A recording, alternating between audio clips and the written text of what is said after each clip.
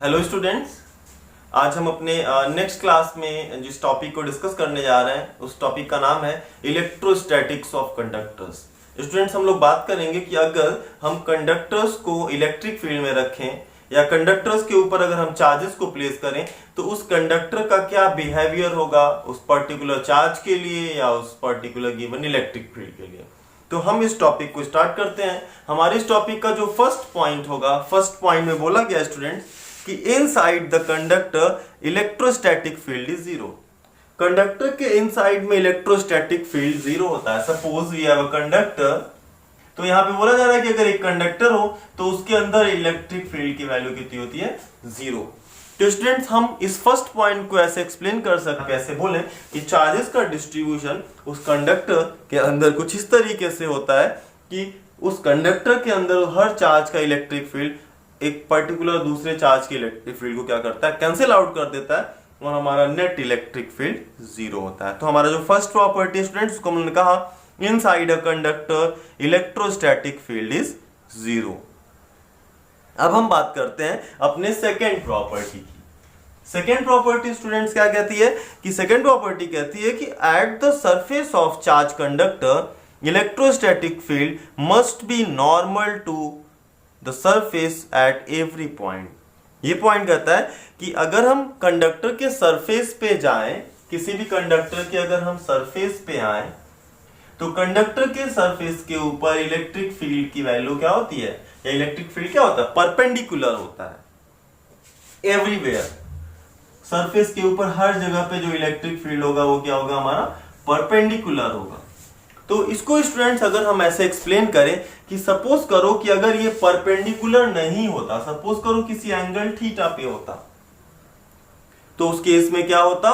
इस electric field के two components होते, one is horizontal component and another is vertical component. हम लोग क्लास 11 से पढ़ चुके हैं, किसी भी वेक्टर के दो कंपोनेंट होते हैं अगर वो किसी एंगल थीटा पे हो, हॉरिजॉन्टल कंपोनेंट और वर्टिकल कंपोनेंट। तो यहां भी हम लोग ऐसे बोल सकते हैं कि जो हमारा ये इलेक्ट्रिक फील्ड है, सपोज करो परपेंडिकुलर नहीं होता, तो उस केस में क्या होता? इस इलेक्ट्रिक फील्ड इंटेंसिटी के दो कंपोनेंट होते, first one is horizontal component, second one is vertical component. तो होता क्या स्टूडेंट्स, जो हॉरिजॉन्टल कंपोनेंट है वो एक नॉन जीरो कंपोनेंट हो जाता, और इस हॉरिजॉन्टल कंपोनेंट की वजह से जो सरफेस के चार्जेस होते हैं वो क्या करते हैं? मूव करना शुरू कर देते हैं, क्योंकि हर जगह पे एक हॉरिजॉन्टल कंपोनेंट की अवेलेबिलिटी होती, जिसकी वजह से हमारे चार्जेस क्या करते हैं? सरफेस के ऊपर मूव करना शुरू कर देते हैं। और जब चार्जेस सरफेस के ऊपर मूव करेंगे तो हमारा एक जो कॉन्सेप्ट है वो वहां पे सक्सेस नहीं होगा। हम कह सकते हैं जो हमारा कॉन्सेप्ट है वहां पे उसको डिफाइन नहीं करेगा। क्यों? क्योंकि एक स्टैटिक कंडीशन में एक कंडक्टर के ऊपर रखा हुआ चार्ज उस पर मोशन नहीं करता है। तो चूंकि ऐसा नहीं है तो इसलिए यहाँ पे हॉरिजॉन्टल कंपोनेंट क्या होगा? जीरो। तो बचेगा क्या? केवल वर्टिकल कंपोनेंट। तो इसीलिए हमारा जो सेकंड प्रॉपर्टी वो क्या कहती है students? At the surface of charge conductor electrostatic field must be normal to the surface at every point. This is the second point. हम लोग अब बात करते हैं थर्ड पॉइंट की। तो स्टूडेंट्स, जो हमारा थर्ड पॉइंट है उसमें क्या लिखा गया है? थर्ड पॉइंट है the interior of conductor can have no excess charge in the static situation. ये कहता है कि किसी भी कंडक्टर के अंदर जो चार्ज होता है वो नहीं होता। सारा का सारा कहाँ चार्ज रिसाइड करता है? सारा का सारा चार्ज रिसाइड करता है उसके सरफेस के ऊपर। तो हमारा जो नेक्स्ट प्रॉपर्टी यानी कि थर्ड प्रॉपर्टी, उसमें क्या लिखा गया है? At the interior of conductor can have no excess charge in the static situation. Conductor के इनसाइड स्टैटिक सिचुएशन में कोई भी चार्ज नहीं होता है। अभी जब हम लोग स्टूडेंट्स करंट और इलेक्ट्रिसिटी चैप्टर पढ़ेंगे तो उसमें हम लोग बताएंगे कि कंडक्टर के इनसाइड में चार्ज होगा, बट यहाँ पे स्टैटिक कंडीशन की बात कर रहा है। तो स्टैटिक कंडीशन में किसी भी कंडक्टर के अंदर कोई भी चार्ज नहीं होता। All the charge resides eight the surface. सारा का सारा चार्ज सरफेस पे रिसाइड करेगा। तो इसको कैसे आप एक्सप्लेन करोगे? तो कंसीडर करते हैं कि हमने एक गॉसियन सरफेस बनाया। सपोज करो हमने एक गॉसियन सरफेस बनाया इस कंडक्टर के अंदर, और स्टूडेंट्स जब हम गॉसियन सरफेस बनाते हैं तो हम लोग लिखते हैं कि इस गॉसियन सरफेस से पास होने वाला फ्लक्स है that is q by epsilon naught and which is equal to E dot delta s। हम लोग ये पढ़ चुके हैं E dot delta s। Since inside the conductor E is equal to 0, जो भी हम लोगों ने फर्स्ट पॉइंट पढ़ा वो क्या कहता है कि कंडक्टर के अंदर E 0 है, इलेक्ट्रिक फील्ड 0 है। तो अगर स्टूडेंट्स हम E को 0 रखेंगे तो ये वैल्यू हो जाएगी 0, तो Q की वैल्यू क्या मिलेगी 0। तो इस वेरिफिकेशन से हम लोग दिखाएंगे कि कंडक्टर के अंदर स्टैटिक सिचुएशन में कोई भी चार्ज रिसाइड नहीं करता। इसको करने का ये मेथड होगा। आई रिपीट अगेन, आप गॉसियन सरफेस बनाओ, उस गॉसियन सरफेस से पास होने वाले फ्लक्स का फॉर्मूला है q by epsilon नॉट, और इसकी वैल्यू को हम लोग लिखेंगे E डॉट डेल्टा s। और ये जो E है चूंकि अंदर 0 है, हम लोग इसको डिस्कस कर चुके हैं फर्स्ट पॉइंट में, तो E को 0 रखो तो q by epsilon नॉट 0 के बराबर होगा, तो यहां से q क्या मिलेगा 0 मिलेगा। तो स्टूडेंट्स हमारा ये हो गया थर्ड प्रॉपर्टी। हम आते हैं अपने फोर्थ प्रॉपर्टी पे। हम लोग वन बाय वन जल्दी से इस प्रॉपर्टीज को डिस्कस करके हम लोग अपने अगले टॉपिक को डिस्कस करेंगे। हमारा फोर्थ प्रॉपर्टी है स्टूडेंट, फोर्थ प्रॉपर्टी कहता है electrostatic potential is constant throughout the volume of the conductor and has a same value inside as on its surface. कहता है कि एक कंडक्टर के अंदर जो पोटेंशियल है वो एवरीवेयर कांस्टेंट है। Inside a conductor potential remain constant everywhere. और इसमें यह भी बोला गया है कि जो ये अंदर का पोटेंशियल है वो पूरा का पूरा पोटेंशियल हर जगह सेम तो है ही है। अगर इधर V is equal to 5 volt है तो यहां भी 5, यहां भी 5, everywhere inside the conductor V will be 5, जो भी वॉट एवर वैल्यू गिवन। तो हम यहाँ पे क्या बोल रहे हैं कि कंडक्टर के अंदर V की वैल्यू क्या है कांस्टेंट है, और यही वैल्यू कंडक्टर के सरफेस पे भी होती है। तो जो हमारा नेक्स्ट पॉइंट है वो क्या कह रहा है, electric potential is constant throughout the volume. Through out the volume, पूरे वॉल्यूम में इलेक्ट्रिक पोटेंशियल क्या है कांस्टेंट है, और ये कह रहा है इसकी वैल्यू हर जगह सेम है। और कितनी है, तो जितना सरफेस पे होगा उतना ही का वैल्यू इसकी वैल्यू क्या होगी इनसाइड में भी होगी। तो इसको कैसे हम लोग प्रूफ करेंगे स्टूडेंट, तो अभी हम लोगों ने बोला कि अंदर E की वैल्यू क्या है 0। हम लोगों ने बोला फर्स्ट जो हमारा पॉइंट था E is equal to 0 inside the conductor. तो जब इनसाइड में E 0 है तो इनसाइड में F भी क्या होगा 0, चार्जेस के ऊपर फोर्स 0 लगेगा। और जब चार्जेस के ऊपर फोर्स 0 लगेगा तो स्टूडेंट नेट वर्क डन यहाँ क्या होगा 0। जब फोर्स 0 तो वर्क डन 0, और जब अंदर चार्ज को मूव कराने में वर्क डन 0 होगा तो पोटेंशियल डिफरेंस भी क्या होगा हर जगह 0 होगा। क्यों, क्योंकि वर्क डन का फॉर्मूला होता है Q इंटू डेल्टा V। तो डेल्टा V मतलब पोटेंशियल डिफरेंस, और वर्क 0 तभी होगा जब पोटेंशियल डिफरेंस भी क्या हो हमारा 0 हो। तो पोटेंशियल डिफरेंस 0 है, यानी कि हर जगह पोटेंशियल की वैल्यू क्या है सेम है, तभी हर जगह के पोटेंशियल का डिफरेंस क्या आ रहा है 0 आ रहा है। तो ये रहेगी हमारी property number 4।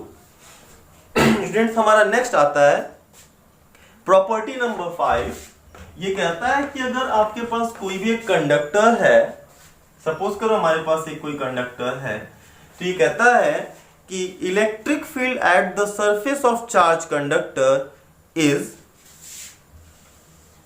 E is equal to sigma upon epsilon naught n cap. ये कहता है कि किसी भी चार्ज कंडक्टर के सरफेस पर इलेक्ट्रिक फील्ड की वैल्यू होती है sigma upon epsilon naught into n cap, where sigma is the surface charge density, epsilon naught is the permittivity of free space and n cap is the normal at that surface। क्योंकि उन्होंने बोला था कि electric field हर जगह क्या होता है perpendicular होता है। तो हमारा जो फिफ्थ प्रॉपर्टी है वो पिछली जो हम लोगों ने प्रॉपर्टीज पढ़ा उसका मैग्नीट्यूड पढ़ाता है, उसका मैग्नीट्यूड बताता है। ये कहता है कि सरफेस पे इलेक्ट्रिक फील्ड परपेंडिकुलर है, लेकिन जो परपेंडिकुलर इलेक्ट्रिक फील्ड है उसकी वैल्यू कितनी है सिग्मा अपॉन एप्सिलॉन नॉट। इस वैल्यू को कैसे हम डिफाइन करेंगे, तो सपोज करते हैं कि हमने किसका स्मॉल एरिया लिया इस चार्ज कंडक्टर का। इसके लिए आप क्या करो, ड्रॉ करो एक सिलेंड्रिकल गॉसियन सरफेस। और गॉसियन सरफेस के लिए स्टूडेंट्स हम लोग लिख सकते हैं phi is equal to Q by epsilon naught, और फ्लक्स का एक और फॉर्मूला होता है E into delta s. Q का मतलब होता है सिग्मा इंटू ए। अगर मान लो यहाँ का एरिया ए लिया हो तो यहाँ का चार्ज कितना होगा, sigma into a upon epsilon naught is equal to e dot delta s. Students हम लोग जब चार्ज शीट का करे थे, जब उन्होंने थिन चार्ज शीट लिया था तो यहाँ पे ई डॉट डेल्टा एस जहाँ पे क्या आ रहा था, 2 ई डॉट डेल्टा एस आ रहा था। लेकिन यहाँ पे 2 नहीं लिया है बिकॉज सारा का सारा चार्ज कहाँ रिसाइड करता है, सरफेस पे। क्योंकि इन साइड में कोई चार्ज है नहीं, इसके अंदर से कोई चार्ज है नहीं, तो अंदर का जो ई डॉट डेल्टा एस होगा वो नहीं लेंगे, हम केवल आउटर साइड का ही ई डॉट डेल्टा एस लेंगे। लेकिन थिन शीट के केस में क्या था, उसमें शीट के लेफ्ट में भी चार्ज था, बैक में भी चार्ज था, राइट में लेफ्ट में दोनों साइड चार्ज था, तो दोनों साइड ई डेल्टा एस लेना पड़ा था, इसीलिए वहां पे सम करके 2 ई डेल्टा एस लिखा होता था। लेकिन यहाँ पे हम लोग ई डॉट डेल्टा एस ही लिखेंगे। तो हमारा ये जब दोनों इक्वेशन को आपने कंपेयर किया तो क्या मिला, E into delta s is equal to sigma a upon epsilon naught, जहाँ पे डेल्टा एस ही वो एरिया है, दोनों कैंसिल हो गया, E इज इक्वल टू क्या मिला आपको, सिग्मा अपॉन एप्सिलॉन नॉट। तो इलेक्ट्रिक फील्ड की जो वैल्यू होती है सरफेस के ऊपर वो सिग्मा अपॉन एप्सिलॉन नॉट होती है। कब, जब एक कंडक्टर है, एक सॉलिड है। और दूसरी बात, ये जो एन कैप है वो बताता है कि इलेक्ट्रिक फील्ड क्या है हमारा, परपेंडिकुलर है at the surface of conductor. तो ये हो गई हमारी प्रॉपर्टी नंबर 5। अब स्टूडेंट्स अब हम लोग आते हैं प्रॉपर्टी नंबर 6 पर, और प्रॉपर्टी नंबर 6 का नाम दिया गया है इलेक्ट्रोस्टैटिक शील्डिंग। इलेक्ट्रोस्टैटिक शील्डिंग का यहाँ पे क्या मतलब है स्टूडेंट्स, इलेक्ट्रोस्टैटिक शील्ड का मतलब क्या होता है, कवच। और इलेक्ट्रोस्टैटिक यानी कि इलेक्ट्रिक फील्ड से बचाने वाला जो कवच होगा, जो स्टैटिक इलेक्ट्रिक फील्ड से बचाने वाला कवच है, उसकी यहाँ पे बात किया जा रहा है। और स्टूडेंट्स अभी हम लोगों ने बोला कि जो हमारा प्रॉपर्टी नंबर फर्स्ट, जो हमारा प्रॉपर्टी नंबर 1 है, वो कहता है कि इनसाइड कंडक्टर इलेक्ट्रिक फील्ड क्या है हमारा, 0। एक तो ये होता है। दूसरा स्टूडेंट्स हम लोग यही बोलते हैं कि जब भी आप एक्सटर्नल इलेक्ट्रिक फील्ड अप्लाई करोगे तो एक्सटर्नल इलेक्ट्रिक फील्ड अप्लाई करने पे वो इलेक्ट्रिक फील्ड कंडक्टर के अंदर एंटर नहीं कर पाती है। इसीलिए कंडक्टर के अंदर कोई भी अगर आप ऑब्जेक्ट रख दो, अगर किसी भी कंडक्टिंग शेल के अंदर अगर कोई ऑब्जेक्ट रख दो या कंडक्टर के अंदर कोई ऑब्जेक्ट रख दो, तो एक्सटर्नल इलेक्ट्रिक फील्ड का उसके ऊपर कोई भी इफेक्ट नहीं पड़ेगा। और इसी प्रॉपर्टी को हम लोग इलेक्ट्रोस्टैटिक शील्डिंग कहते हैं। ये कहता है कि अगर आपको एक्सटर्नल इलेक्ट्रिक फील्ड से किसी भी चीज़ को शील्ड करना है तो आप क्या करोगे, उस चीज़ को एक कंडक्टर के अंदर रखो या एक कंडक्टर के शेल के अंदर रखो, तो हमारा वो शील्ड हो जाएगा। तो ये प्रॉपर्टी हमारी 6 प्रॉपर्टी है। और स्टूडेंट्स की जो 6 प्रॉपर्टीज हम लोगों ने डिस्कस किया, ये 6 प्रॉपर्टीज अपने आप में बहुत ही इंपॉर्टेंट है, और इन 6 प्रॉपर्टीज को आप अपने माइंड में मेमोराइज करके रखेंगे।